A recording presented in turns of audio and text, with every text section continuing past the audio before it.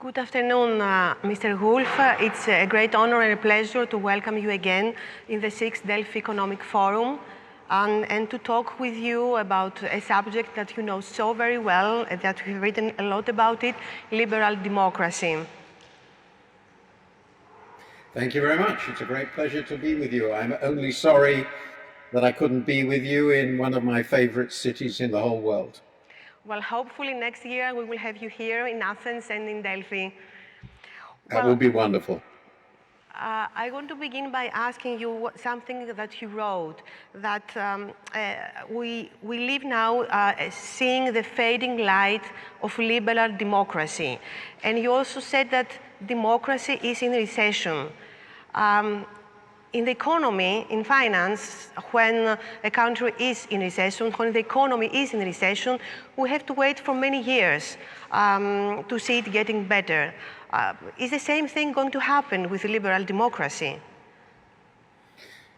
Well, I think it's probably worse, although it varies.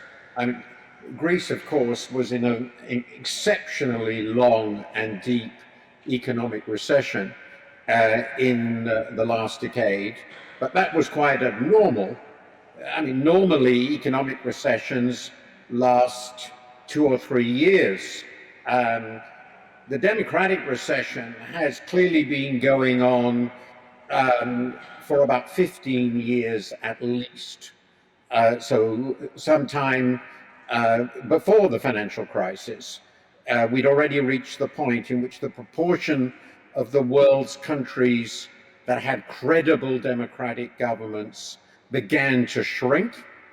And I think it's pretty clear from the data we have from institutions like Freedom House in America, which follows this closely, that this decline has continued now really annually across the world in both developing and developed countries for about 1.5 decades. And we haven't yet seen a reversal, although in the developed countries we're seeing a few comforting signs with, of course, the election of Joe Biden in America above all, and within the EU at least, there don't seem to be further big backsliding beyond what we've already seen now for quite a few years. But beyond that, look at Myanmar, look at India, look at Brazil. There are some very worrying developments across the world. Well, why do you think that people vote for this kind of illiberal governments? Because they vote for them, and that's the huge problem. We saw it in the United States with the election of Donald Trump, which he got, and in these elections, about 45 million votes. I mean, it's not something that, it's a story that has ended. So why do you believe that it's happening, and it continues to happen even in the European Union, although we see some light there? We saw in Germany with the Greens and in Italy with Mario Draghi. I think this is a fascinating question. I'm afraid that Donald Trump's vote was actually much bigger than 45 million. That was more or less his share. I can't remember the exact figure, but I think it was over 70 million. Somebody can correct me. So enormous number of votes. There are 2 or 3 points here which I think are very interesting, and I wouldn't consider myself a deep expert, though I've read an enormous amount of literature on this. First of all, we are seeing a new form of authoritarianism. Well, newish. I should say that Plato describes it with enormous accuracy in the Republic, so it's not very new. I call it demagogic authoritarianism. It's a form of authoritarianism that, as it were, unlike many other forms, emerges out of democracy. So you have countries, as you note, with elections, and demagogic authoritarians, often the same sort of people, win them. And this happens in all sorts of countries, and it's happened historically It happened in ancient Greece. Um, now, uh, by definition, this can only happen in countries where there are elections. Um, so which was the case not so long ago, 40 years ago, most countries were autocracies. These sorts of autocracies didn't emerge in quite the same way, because there wasn't an election to give them into power. So why then, in countries with elections, do people vote for authoritarians? Um, I think there were the reasons why they vote for them the first time, and then the reasons why they keep on voting for them. They vote for them the first time, whatever the country is, because they are really, really upset with establishment politicians. I think that's been a common theme of every country I've looked at closely. That a large proportion of the public feel that the established politicians and the established policies fail them, that they don't deliver for them. You could see that before Mr. Orban was elected in Hungary, before Kaczynski's party won in Poland. You could see it in Brazil. You could see it clearly in India or in Turkey uh, when Erdogan was elected. All these are examples. Then why do they keep in power? Well, partly because they know how to deliver what their base, their electorate wants, and partly, of course, in most of these cases, they take over core institutions which make it very difficult to challenge them. They take over the media, they put either directly or they put their cronies in charge of the media, they put opponents in prison, and that way the majoritarian regime, the demagogic autocracy becomes entrenched. And we saw that, of course, happen very famously and notoriously in interwar Europe. So this is not a new story, it's an old story. And we can see that in all sorts of countries. And it came pretty close in the US, didn't it, with Trump's attempt to overturn the last election? Yes, but isn't that a great failure of the liberal and the left liberal politicians? Um, I mean, even the best of them, Obama, the Clintons, Blair here in Europe, Schroeder, everyone talked about us all being equal, but in the real life, maybe we aren't so equal, even if our constitution says that. Isn't that so, Mr. Wolf? Because people vote because they are not happy. People vote for this kind of people because they believe that they have been left behind by the globalization or by the liberal democracies. I think as a broad statement, this is correct. And so my book, the book I'm just finishing, really focuses on.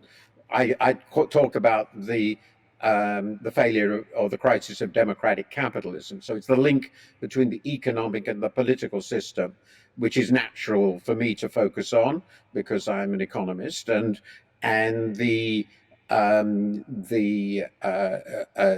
is obviously a central part, though I don't think it's all of it. But clearly, in many countries, not all, interestingly, but many countries in the advanced world, over the 30, 40 years from 1980 onwards, roughly speaking, it varied very much. The benefits of growth were not evenly shared. Societies, of course, have never been perfectly equal. That would be, as far as we can see, impossible. We can discuss that, but they haven't. The benefits of growth were not shared for a whole host of reasons, of which globalization is one. Though I personally, and I've analysed this in enormous depth, don't consider it the biggest one, but it's certainly one of them. And the result is people, which was then crucially culminated in this shattering financial crisis, which undermined the legitimacy of normal democratic politics across much of the Western world, in America and, of course, in Europe, which Greece, of course, knows all about. So you had a long-term trend and then this disaster. Now, in other countries, the story is more complicated. I think this has been an element everywhere. But I would emphasize that this economic disaster has often interacted in very complex and interesting ways across the world with cultural changes. Um, and often the successful demagogic autocrat manages to link these cultural changes with the economic changes. What are the cultural changes? Immigration, obviously. I just look at how Mr. Orbán has exploited that. Um, Changes in the role of men and women, a whole range of social changes, which particularly right-wing populists have been fantastically gifted at exploiting them. And finally, of course, this profound sense that the elite, all of the elite, is corrupt, not just incompetent, but actually corrupt. And that, of course, delegitimizes the whole democratic system. So I think we clearly have huge problems in restoring the legitimacy of the system because it's associated with corruption and failure. To be honest, until 15 years ago or so, I hadn't recognized this, and so it's a lot of catching up.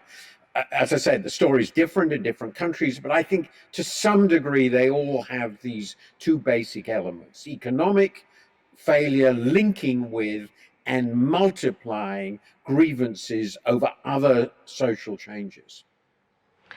Well, I want now for you to discuss a little bit about capitalism. I read that you write and you talk, and I read an article by you that there is a third political version of capitalism. You talk about a demagogic authoritarian capitalism. Can you explain that to us? Well,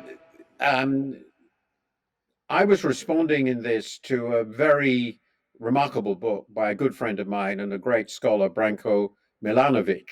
I don't know whether he's participating here with you, but he wrote a very interesting book on capitalism, and he made the argument, which seems to me, versions. He has two versions. Yes. yes, exactly. He had two versions. Democratic capitalism and I can't remember the exact name, but autocratic capitalism. But I argued in my book, I'm argued in that article, which is based on my book, that this is too simple an analysis. Everybody, I agree with him that everybody is trying to operate a sort of capitalist economy. We can discuss the different varieties of that. But there are two forms of autocratic capitalism in the world today. One is, there are actually more, but these are the two central ones. One is the form of demagogic autocratic capitalism, as I've called it, which comes out of exactly what you described, namely the seizing of power in a democracy through a vote by a would-be autocrat of the political system. And that we see that all over the world.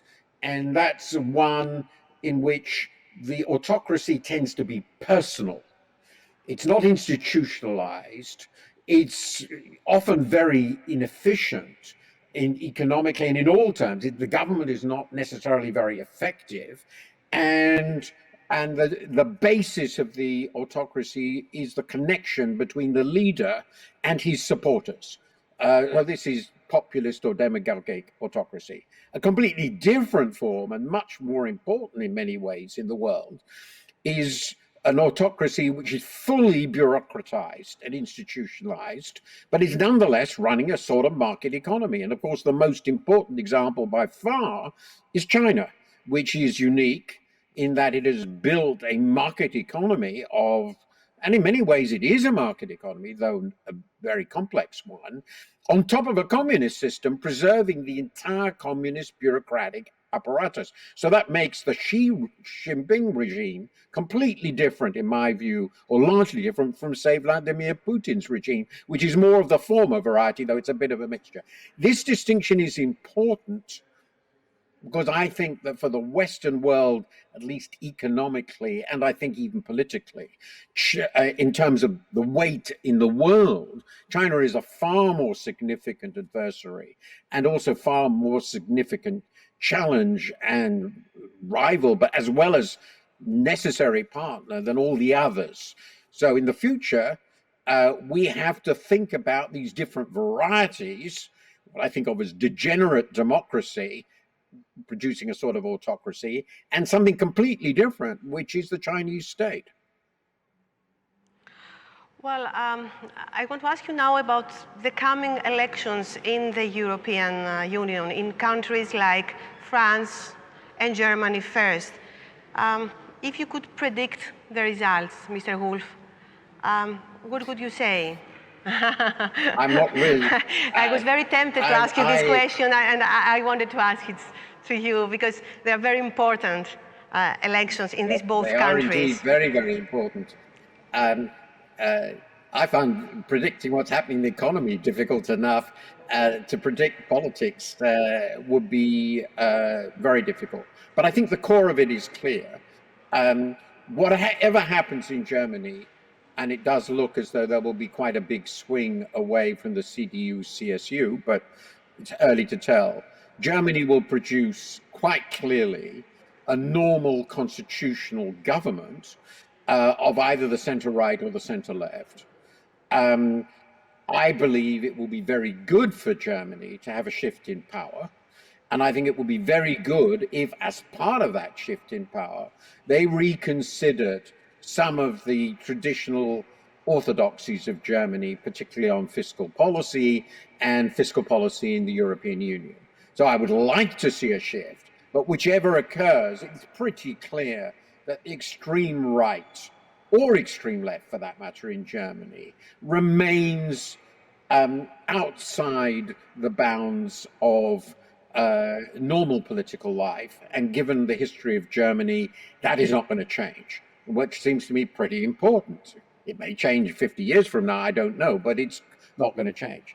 France is very different because it seems very plausible, again, that we will have an election between somebody representing very broadly the center-left, center a bit of the right and center-left in the second round. Might mean Macron, but it could be somebody else, his former prime minister, for example, versus Marine Le Pen. And the polls we see suggest that it could be very close.